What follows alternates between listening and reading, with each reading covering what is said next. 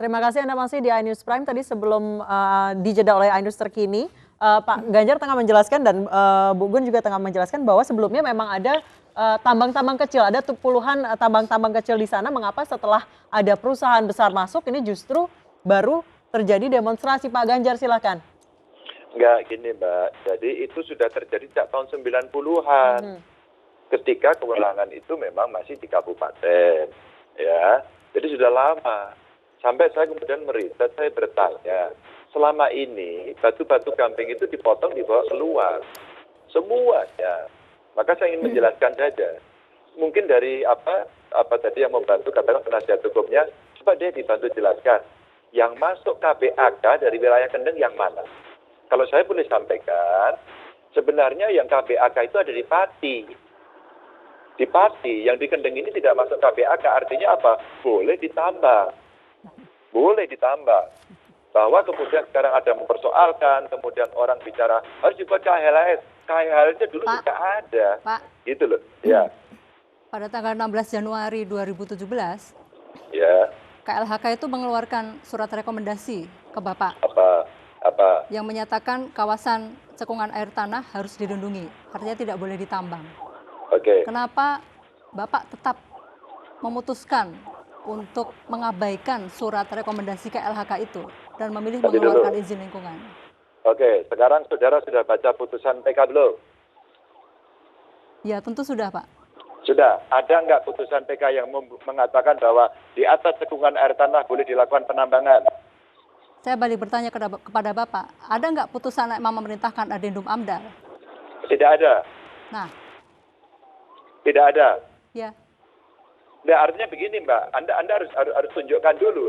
Ketika kemudian pengadilan mengatakan begitu, saya saja sanksi sama apa putusan pengadilannya karena yang mengatakan, loh ini kok pengadilan di atas cekungan air tanah boleh dilakukan penambangan untuk kepentingan bangsa dan negara. Apakah tidak sebaiknya kita merefer kepada pakar? Pak. Maka Mbak, sebelum keputusan ini diambil, saya tidak mengambil keputusan sendirian. Ada pakar penilai. Begini saja, sekali-kali iNews mengundang. Kalau isu yang mau dibawa adalah lingkungan, panggil itu ada Dr. Budi Sulistyo dari ITB, ya. Ada kawan-kawan dari Undip. Kawan-kawan yang Bapak ada di tim penilai AMDAL itu semuanya jadi ahlinya PT Semen Indonesia. Jadi jelas tidak fair. Mereka saksi ahli waktu di PT UN Semarang. Bapak menyebutkan Budi Sulistyo itu saksi ahlinya waktu di PT UN Semarang. Kenapa Bapak menggunakan orang-orang yang pro semen? Ini jelas sekali. Tapi itu bukan itu masalahnya. Masalahnya adalah Bapak itu membuat adendum. Adendum itu, Bapak kan orang hukum ya. Adendum ketika izin lingkungannya sudah dicabut, itu tidak bisa lagi dikeluarkan adendum. Itu pelanggaran terhadap PP izin lingkungan. Apakah Bapak nggak ngerti itu? Oh, ngerti sekali. Nah, begini Ibu yang pintar sekali. Anda coba dengarkan saya. Anda jangan bicara ini pro siapa. Kapasitas intelektualnya ada. Anda meminta rekaman saya kasih. Bagaimana perdebatannya seorang Budi Sulistyo dengan Mbah Rono sebagai Kepala Badan Geologi. Berdebatlah dua orang itu. Dan Budi menyampaikan kepada forum yang terhormat saat itu, dia sampaikan, kalau di atas cekungan air tanah tidak boleh ada penambangan, maka saya akan tutup program penambangan di ITB. Artinya apa? Ini bukan cerita pro atau kontra.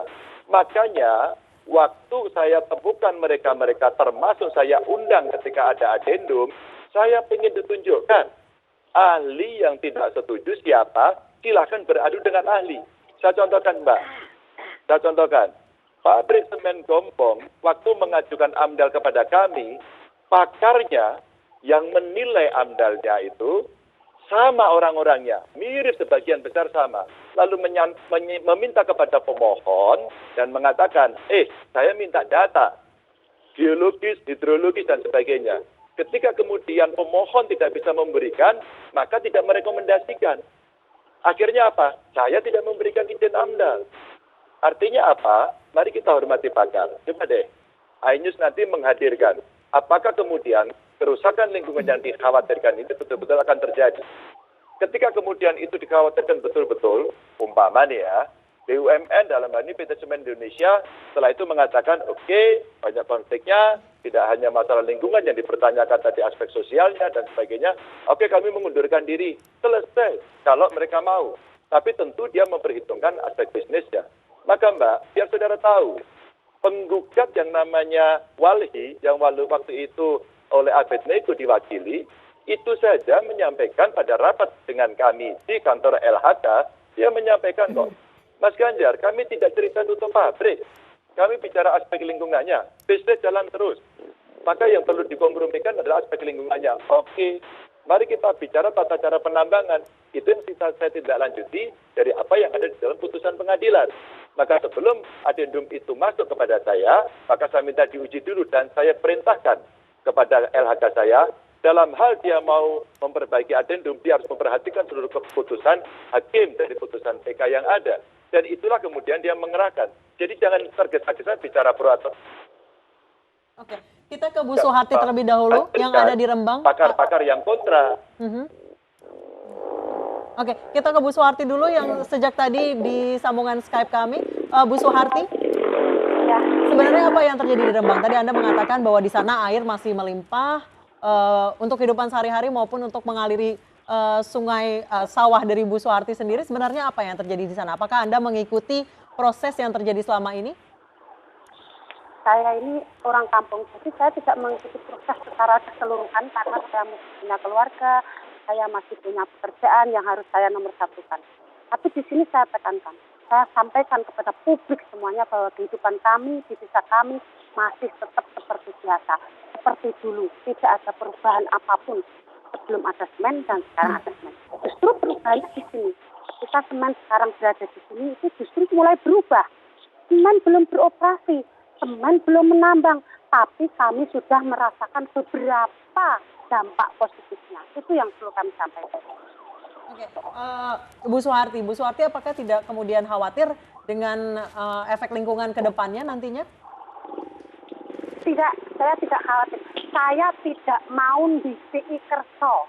Saya tidak mau disi kerso. Karena semuanya itu nanti ada di tangan Allah. Kalau ini awalnya kita disosialisasikan bahwa semen Indonesia ini adalah milik negara, BUMN. Jadi kita dikasih tahu bahwa ini nanti juga untuk kepentingan bersama. Nah tadi kalau dikatakan Rembang kalau rusak, kalau menderita, Pati juga rusak menderita. Kalau nanti Rembang maju, Pati juga ikut maju, ikut merasakan juga. Gitu. Jadi saya tidak khawatir. Justru saya mari kita kawal bersama-sama semen Indonesia ini. Saya warga Tegal Jawa mendukung, tapi kita diberi waktu dulu kepada semen Indonesia untuk melaksanakan. Apakah nanti sesuai dengan harapan kita atau tidak? Kalau tidak sesuai dengan harapan, ini saya ini Suharti yang akan berdiri di depan. Bagaimana caranya menolak pabrik semen kalau memang tidak sesuai dengan harapan yang kita harapkan bersama-sama. Bu Suharti merasakan ada dampak langsung secara positif yang dirasakan warga Rembang sendiri. Sebenarnya apa yang menjadi kekhawatiran Ibu? Jangan jawab dulu, kami akan kembali usai jeda berikut.